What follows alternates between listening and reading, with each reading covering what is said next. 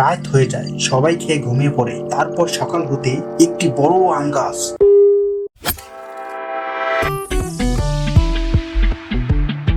বাবা, আমার খুব আম খেতে ইচ্ছে করছে। পাকা আম আমার খুব ভালো লাগে। আমাকে আজকে আম কিনে দিবে? মারে, আজকে তো বাজারে যেতে পারবো না। আজ বনে কাঠ কাটতে যাব। কাঠ কেটে এসে সময় পাবো না। আর আমার কাছে যে এখন টাকা নেই মা।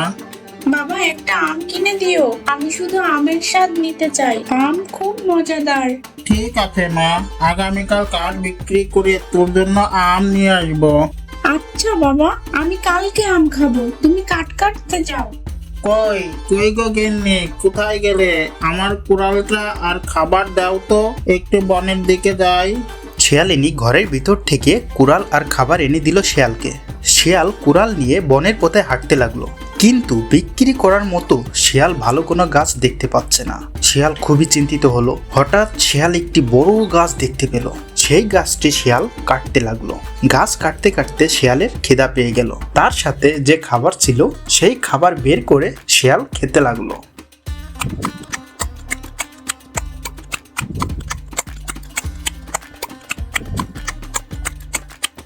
এর মধ্যে হঠাৎ এক টুনি বুড়ি এসে তার সামনে দাঁড়ালো। কি খাচ্ছ বাবা?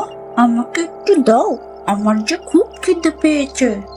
এই বনের কাছে একা কি করছো? কোথায় যাবে তুমি? আমি খাবারের খোঁজে ঘুরে বেড়াচ্ছি, কোথাও কিছু পাচ্ছি না বাবা। এই নাও, আমার কাছ থেকে তুমি একটু খাও।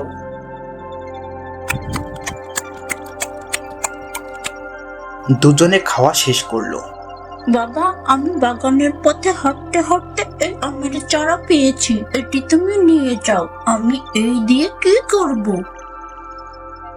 এই বলে বুড়ি চারাটি সেখানে রেখে চলে গেল। তারপর শিয়াল কাঠ কাটা শেষ করে কিছু কাঠ মাথায় নিয়ে আর সেই আমের চারাটি হাতে নিয়ে বাড়ির দিকে গেল। কি গো, এত দেরি হলো কেন? আর বলো না, অনেক দূরে যেতে হয়েছে। এই বলে শিয়াল কাঠ ও আমের চারা উঠানে রেখে দুজনে ঘরে চলে যায়। তারপর টুম্পা এসে দেখে উঠানে একটি সুন্দর চারা গাছ পড়ে আছে। সে ওই গাছটি নিয়ে ঘরের সামনে লাগিয়ে দেয়।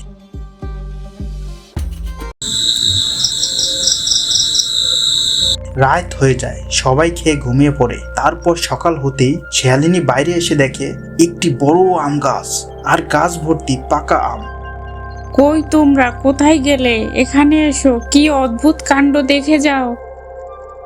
কি হলো, চিৎকার করছো কেন? এই দেখো কত বড় আম গাছ। ও মা, এই গাছটি তো আমি গতকাল লাগিয়েছি। বাবা এনেছিল ছোট চারা গাছ, এটা এত বড় হলো কিভাবে?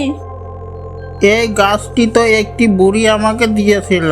এটি তো দেখছি কোনো জাদুর আম গাছ। এই আম কি আমাদের খাওয়া ঠিক হবে?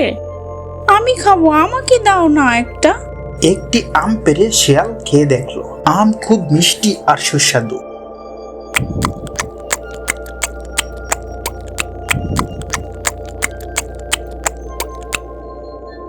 নাও তোমরাও, খুব ভালো খেতে, কিচ্ছু হবে না। তারা আম পেড়ে কিছু আম খেয়ে নিল আর কিছু আম একটি ঝুড়িতে নিয়ে বাজারে গেল। আম নিয়ে যান, আম, বড় বড় আম, পাকা পাকা আম, অনেক সুস্বাদু মিষ্টি আম। খুবই অল্প দামে আম বিক্রি হচ্ছে, নিয়ে যান যার যা লাগবে। আম, পাকা পাকা বড় বড় সুস্বাদু আম। আম নিয়ে যান, আম, কার কার লাগবে আম, পাকা পাকা বড় বড় আম। বাজার থেকে আম বিক্রি করে বড় একটি মাছ কিনে আনলো। কই তোমরা এই মাছ নাও। অনেক বড় মাছ এনেছো দেখছি।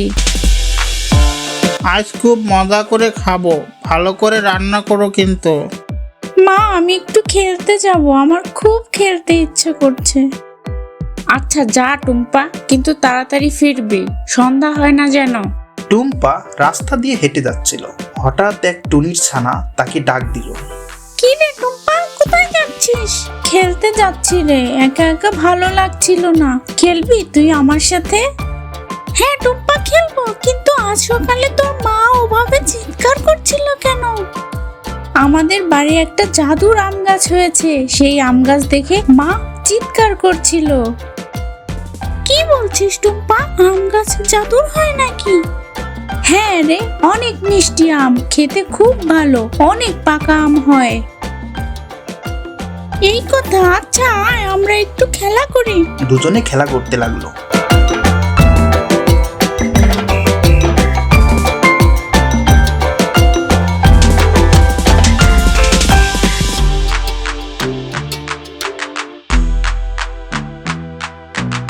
খেলা শেষ করে তারা বাড়ি ফিরে গেল।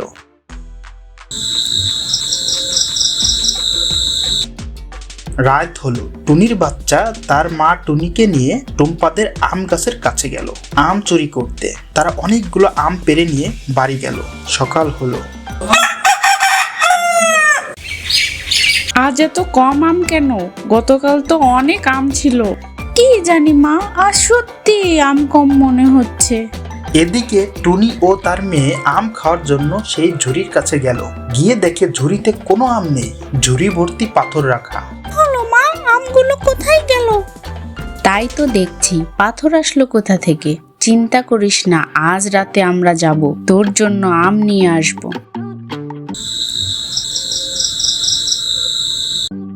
রাত হলো। শেয়াল ও তার পরিবারের সবাই যখন ঘুমিয়ে পড়লো, ঠিক তখনই আবার টুনি ও তার মেয়ে আম চুরি করতে গেল। তারা আজও অনেক আম নিয়ে বাড়ি ফিরলো। বাড়ি ফিরে দেখে ঝুড়িতে কোনো আম নেই। এই গাছের আম চুরি করে খাওয়া যাবে না মনে হয়, এটি সত্যিই জাদুর আম গাছ। ঠিক আছে মা, আর আমরা এই গাছের আম নিতে যাব না।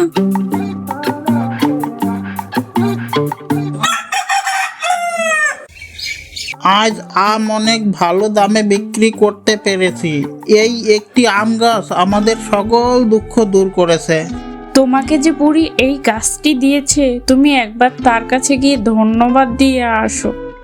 আজ আমি বনে গিয়ে বুড়িকে খুঁজবো, দেখি তাকে পেলে আমাদের বাড়ি এনে তাকে খাওয়াবো।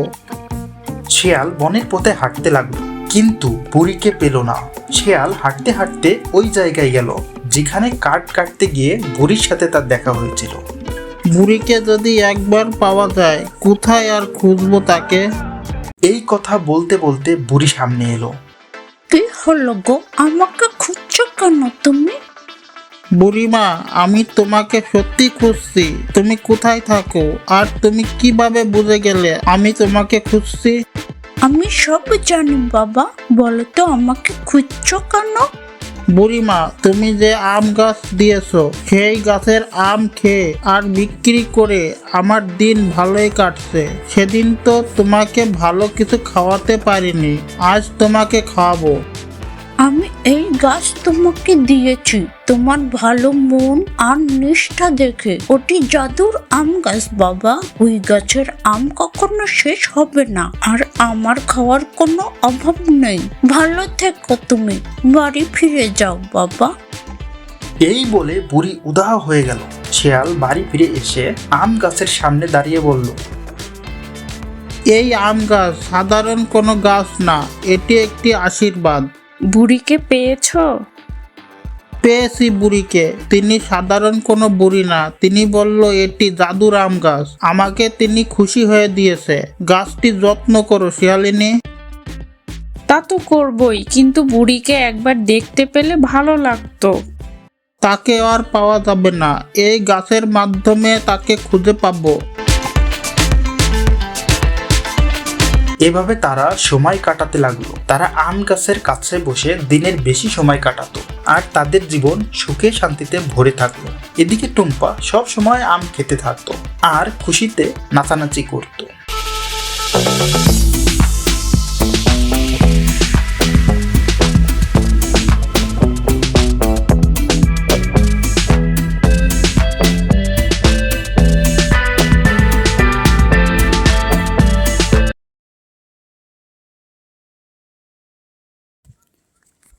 আম নিয়ে যান, আম ভালো ভালো আম, পাকা পাকা আম, বড় বড় আম আছে। কার কার লাগবে আম?